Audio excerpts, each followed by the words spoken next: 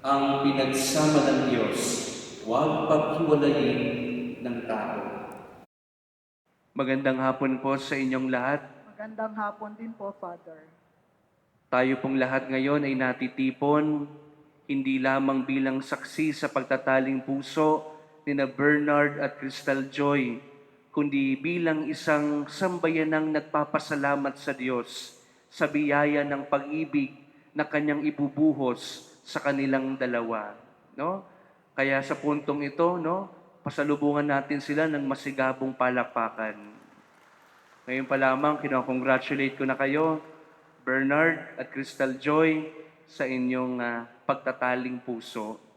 Mga kapatid, ang kasal ay hindi lamang basta simpleng kasunduan. It is not just a simple contract.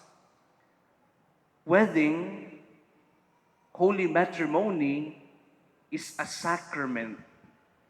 Pag sinabi nating sakramento, ibig sabihin, it was instituted by Christ. Itinatag ng Panginoon bilang maging buhay na saksi ng kanyang pag-ibig sa kanyang simbahan. Kaya nga mula sa araw na ito, sa inyong pagiging mag-asawa, Bernard at Crystal Joy, kayo ay tinatawagan upang maging salamin ng pag-ibig ng Diyos sa kanyang sambayanan. Isang pag-ibig na tapat, isang pag-ibig na matatag, at isang pag-ibig na handang magsakripisyo alang-alang sa minamahal. Kaya nga sa pagsisimula ng inyong buhay bilang mag-asawa, dalawang bagay ang ibig kong baunin ninyo. Number 1 ay ito, gawin ninyong sentro ang Diyos sa inyong buhay bilang mag-asawa. Put God at the center of your relationship. Sapagkat ang Diyos ang simula ng pag-ibig na mayroon kayo. At kapag sinimulan niyong unahin ang Diyos, malalagay sa tamang lugar ang lahat ng bagay. Kaya paalala ko sa iyo, Bernard, bago mo mahalin si Crystal Joy, una mo munang mahalin ng Diyos. Ganon din sa iyo, Crystal Joy, bago mo mahalin si Bernard, una mo munang mahalin ang Diyos. Sapagkat kapag Diyos ang inyong inuna, ang inyong pagsasama ay hindi magiging makasarili, kundi magiging malalim, mapagpatawad, at totoo. Kaya Crystal Joy, kapag sinasabi sa iyo ni Bernard na, "Honey, you're my number 1," huwag ka maniwala doon. Magtaka ka na. Sigurado ako may number 2 at number 3 and so on and so forth pa yan.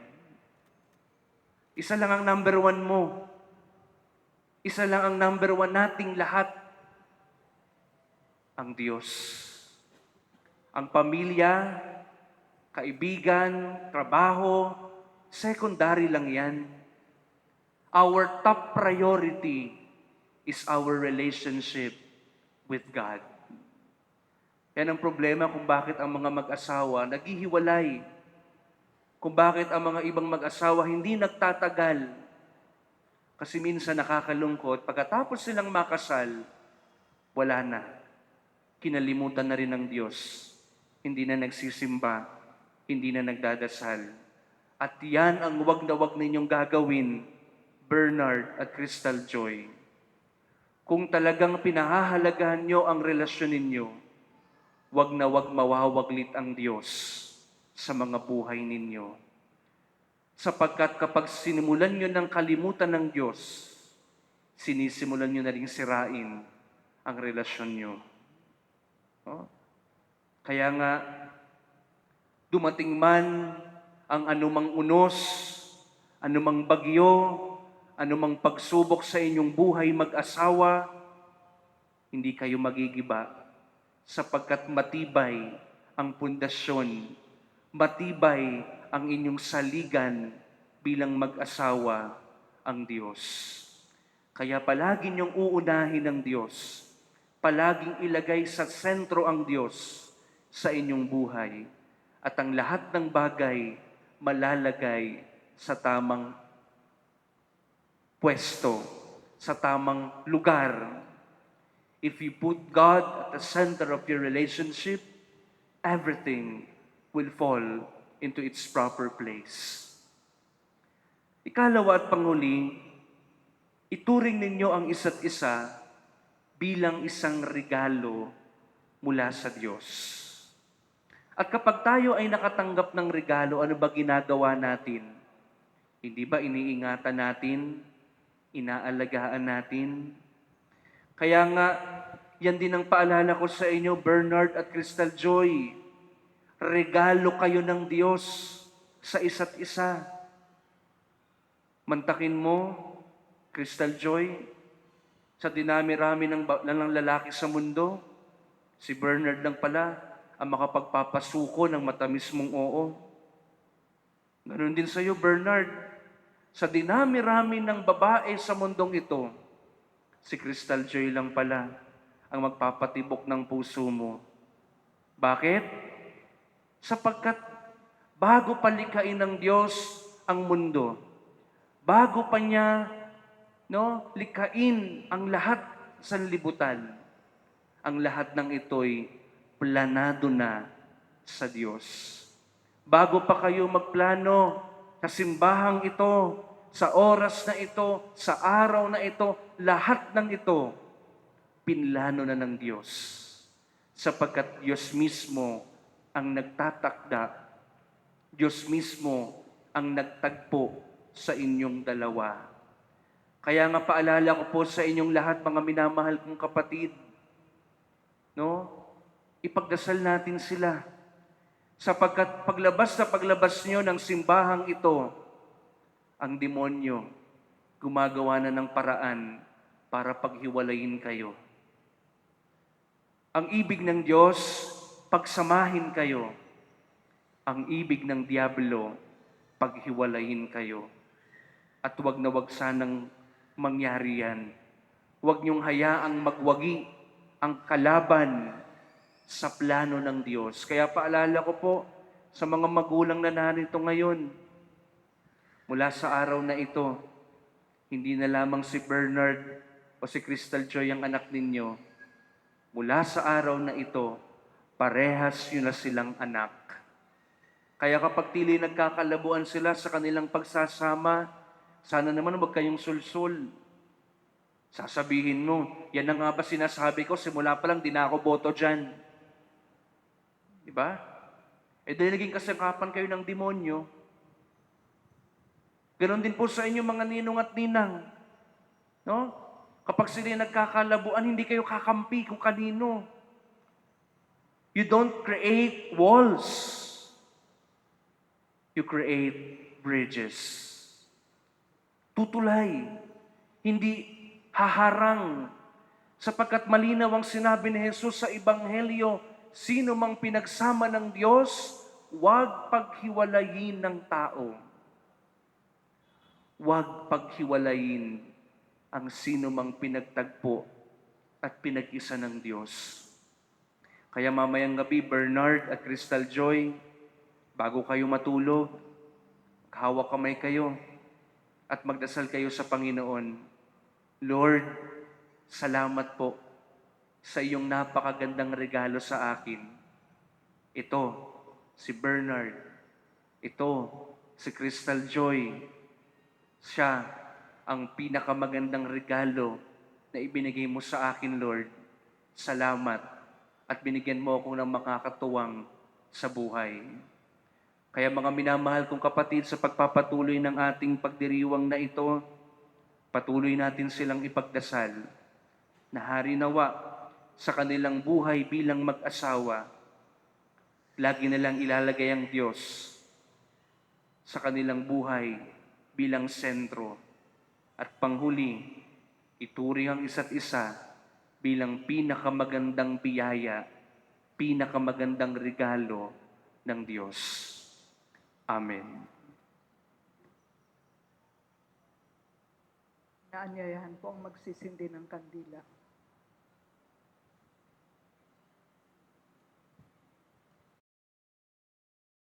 Kong Bernard Crystal Joy, sa binyag mong pinakita kayo sa buhay na pinakita ng Panginoon at sa pagdiriwang ng ulit na bunot muli kayo nakisala sa hapag ng kanyang pagmamahal.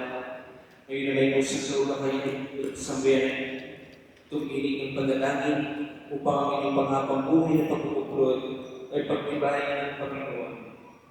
At kayo naman mga kapatid na natin dito ngayon ay manalangin para kay Bernard at Crystal Joy at bukas pala silang tagabing bilang magkahisang dibdib sa ating sambayan ng Kristiyano. Kaya nihili ko ngayon na buong katapatan niyong ipahayag ang inyong damdamin sa isa't isa. Crystal Joy, bukal pa sa iyong loob ng iyong pagparito upang makaisang dibdib si Bernard na iyong pakamamahalin at paglilingkuran habang buhay. Opo, Father.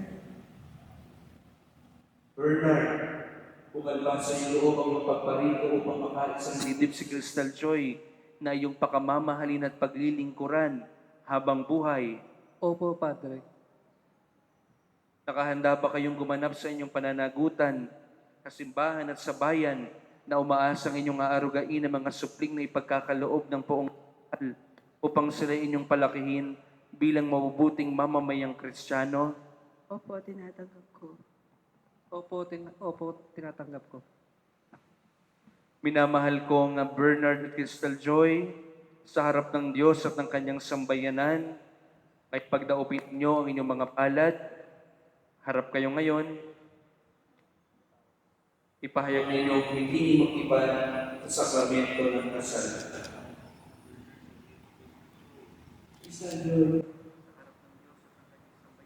Sa harap ng Diyos at ng kanyang sambayanan, tinitipan kitang aking may bahay, sa hirap at ginhawa, sa dusa at ligaya, ikaw lamang ang aking iibigin at tinatanging karugtong ng aking buhay, ngayon at kailanman. Bernard, sa harap ng Diyos at sambayanan, tinitipan kita bilang aking asawa, sa hirap at ginhawa, sa dusa at ligaya. Ikaw lamang ang aking iibigin at tanging krutong ng buhay, ngayon at kailanman.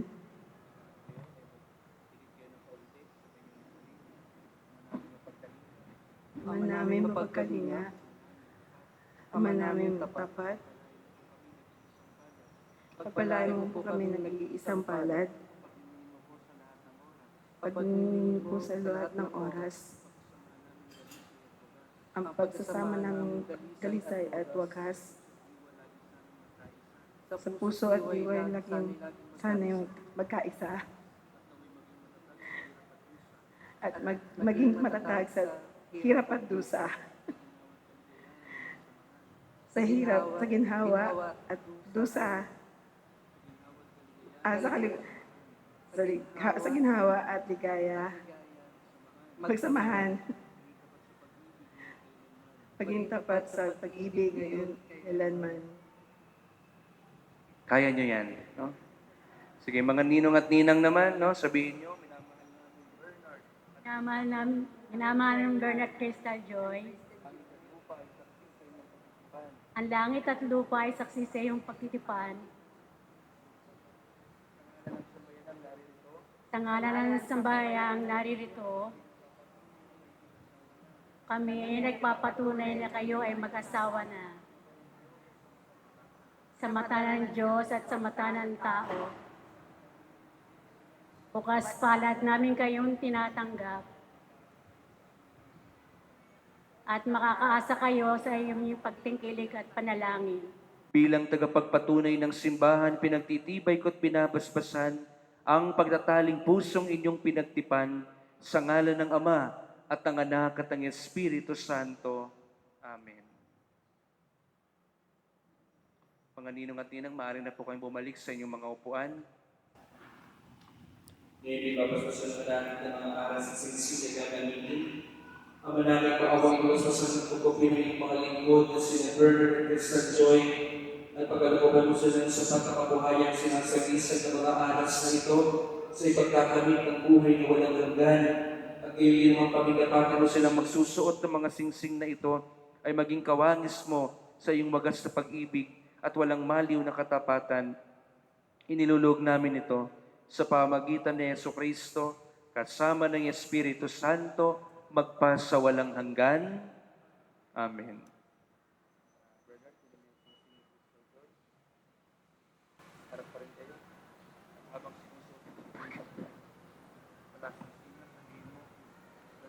Crystal Joy, kailan may di kita pagtataksilan. Isuot mo at pakaingatan ang singsing na ito, na siyang sangla ng aking pag-ibig at katapatan. Sa ngalan ng Ama at ng Anak at ng Espiritu Santo. Amen.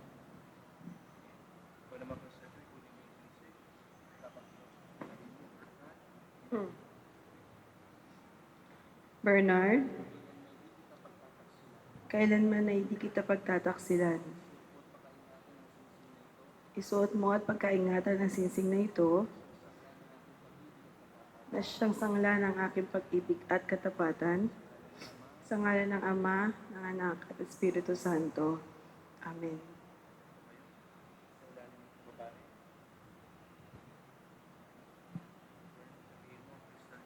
Crystal Joy, kailan may di kita pababayaan. Inalalagaw ko sa iyo itong maaras, na tanda ng aking pagpapahalaga at pagkalinga sa kapakanan mo at ng ating magiging mga anak. Sa ngalan ng Ama, ng Anak, ng Espiritu Santo. Amen.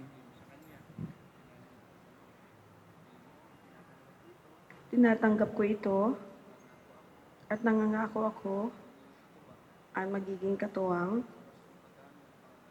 sa wastong paggamit at pangangasiwa ng ating kabuhayan. Harap kayo ngayon sa sambayanan. At bilang pagtanggap natin sa mga bagong kasal, pasalubungan natin sila ng masasabong palakpakan. Congratulations, Bernard at Crystal Joy. Ngayon ay luluhod na kayo. Load na kayo hanggang...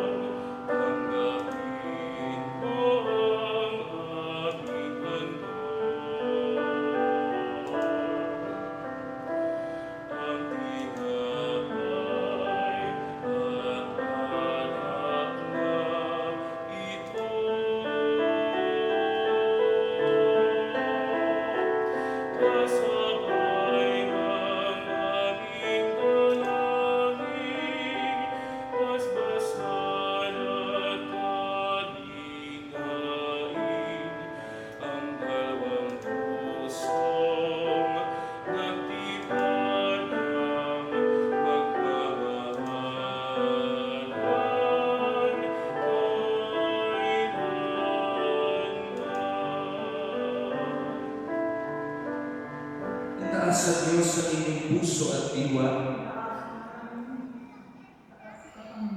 Pasalamatan natin ang Panginoong ating Diyos.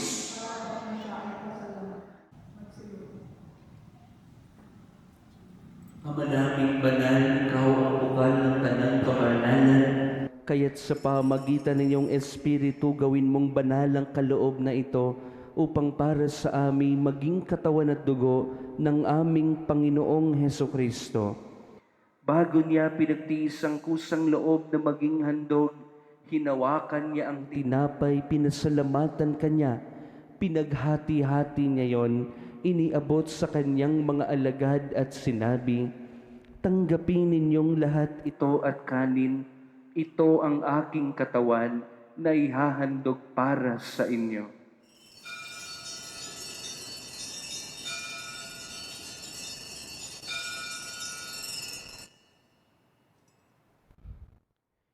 Gayon din naman noong matapos sa ngapunan, hinawakan niya ang kalis, muli kanyang pinasalamatan.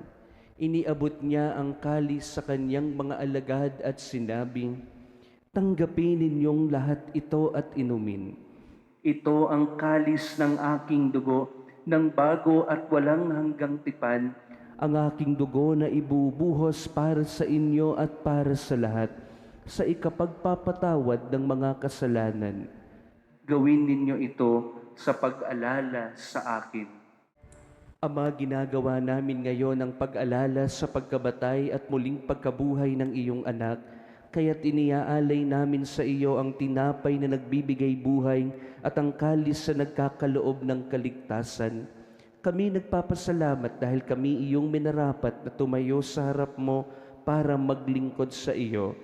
Isinasamo namin kami magsasalo-salo sa katawan at dugo ni Kristo Ay mabuklod sa pagkakaisa sa pamagitan ng ng Espiritu Santo. Ama, lingapin mo ang iyong simbahang laganap sa buong daigdig. puspusin mo kami sa pag-ibig, kaisa ni Leon Leon na aming Papa at ni Roberto na aming Obispo at ng Tanang Kaparian. Alalahanin mo rin ang mga kapatid naming nahimlay na may pag-asang sila'y muling mabubuhay, gayon din ang lahat ng mga pumanaw.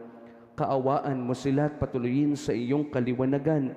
Kaawaan mo't pagindapatin kaming lahat na makasalo sa iyong buhay na walang Ang wakas, kaisa ng mahal na Birheng Maria na ina ng Diyos, ang mahal na ina ng kapayapaan at mabuting paglalakbay, ang Birhen ng Antipolo, Ni San Jose na kanyang kalinis-linisang esposo, kaisa ng mga apostol at ang lahat ng mga banal na namuhay dito sa daigdig ng kalugod-lugod sa iyo, maipagdiwang nawa namin ang pagpupuri sa ikararangal mo sa pamamagitan ng ang anak na aming Panginoong Heso Kristo.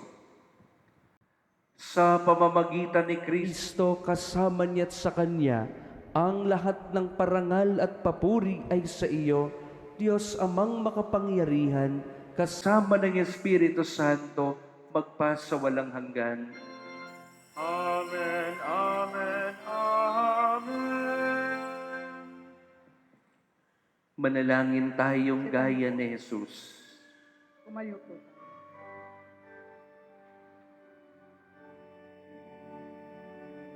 Ama namin, sumasalangit ka, sambahin ang ngalan mo. Mapasa amin ang kaharian mo, sundin ang loob mo. Dito sa lupa para ng sa langit, bigyan mo po kami ngayon ng aming kakanin sa araw-araw at patawarin mo kami sa aming mga sala para ng pagpapatawad namin sa nagkakasala sa amin. At huwag mo kami mahintulot sa yadya mo kami sa lahat ng sama.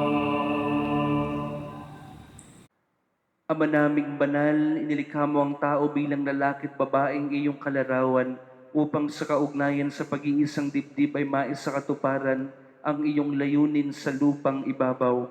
Ama naming mapagmahal, loob mong sa pamumuhay ng mga mag-asawa sa pagmamahalan ay mabanaagan ng tipan ng iyong paghirang na iyong minarapat ipagkaloob sa iyong sambayanan upang ang pinahihiwatig mong lubusan ay maglahad ng pag-iisang dibdib ni Kristo at ng sambayanan. Kaya naman inihiling naming sina Bernard at Crystal Joy ay gawaran ng pagbabasbas ng iyong kanang kamay. Ipagkaloob mong sa pagsasama nila habang buhay, kanilang mapagsaluan ng pag-ibig mong bigay at sa isa't isa'y kanilang maipamalas ang iyong pakikipisan sa pagkakaisa ng damdamin at isipan. Bigyan mo rin sila ng matatag na tahanan at mga anak na huhubugin sa mabuting balita ng anak mong mahal para maging maasahang kaanib ng iyong angkan.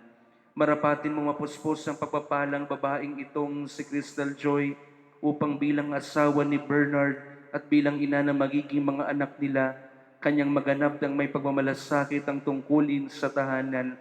Gayon din naman pangunahan mo ng iyong pagbabasbas ang lalaking itong si Bernard upang kanyang magampanang marapat ang tungkuling asawang matapat ni Crystal Joy at amang maasahan ng kanilang magiging mga anak.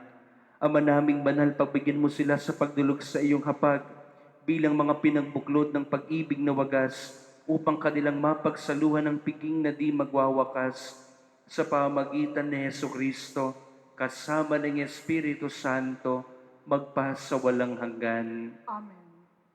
Panginoong Jesucristo, sinabi mo sa iyong mga apostol, kapayapaan ang iniiwan ko sa inyo, ang aking kapayapaan ang ibinibigay ko sa inyo.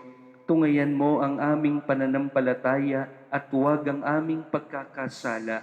Pagkalooban mo kami ng kapayapaan at pagkakaisa ayon sa iyong kalooban, kasama ng Espiritu Santo, magpa sa walang hanggan. Amen. Ang kapayapaan ng Panginoon ay laging sumainyo. At sumaiyo rin. Magbigayan kayo ng kapayapaan sa isa't isa. Cordero ng Diyos na nag-aalis ng mga ng sanlibutan, maawa ka sa amin, maawa ka.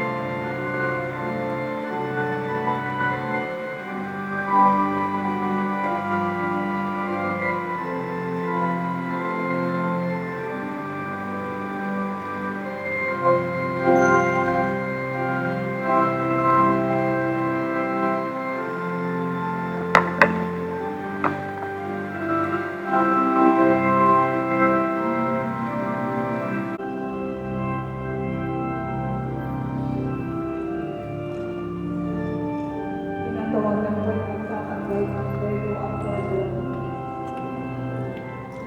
Wala na lang kagay ng Mary ang Lord.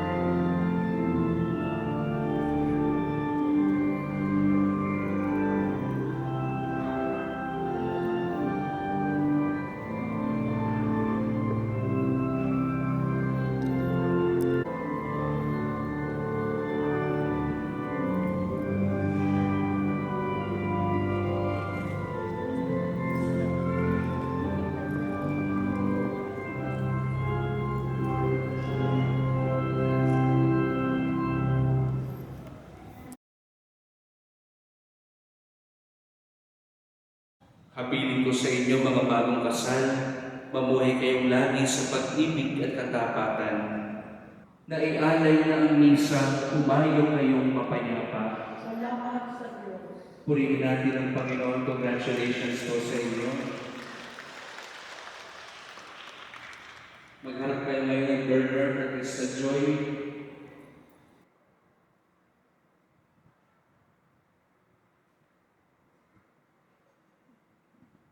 Bernard, maari mo nang igawad ang iyong masuyong halik. You may now kiss the bride.